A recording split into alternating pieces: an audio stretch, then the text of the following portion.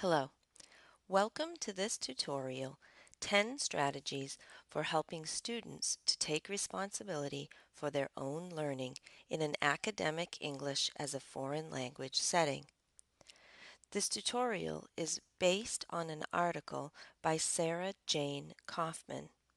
The reference is listed at the end of the tutorial. The responsibility for learning belongs with the learner, particularly in a higher education context. However, it is critical to remember that in the EFL classroom, we must see differences across cultures in terms of how prepared our students are to be autonomous learners. International students may be uncertain about their role in a college classroom in the United States.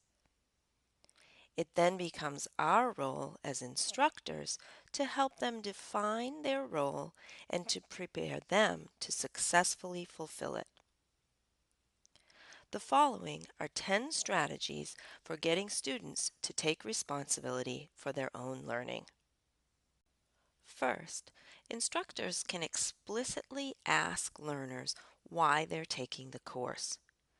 Encourage them to take time to be aware of their own goals and to take ownership of their learning. Second, ask students to come to class prepared, finding interesting ways for them to consider the content outside of class so they can use class time to explore and engage with the content, with language, and with their peers. Third, help students to attain the proper mindset for class. Use the first 10 minutes to hook them with engaging materials, an interesting question, a video, or perhaps a curious image. 4. Make participation and interaction integral parts of the class, designing activities that require learners to connect with the instructor, with the material, and particularly with their peers. 5. Make sure that students are responsible for one another. Encourage partnerships and groups to build support. 6. Teach students to behave responsibly in groups, spending time with each group, helping facilitate and monitoring for equal contribution.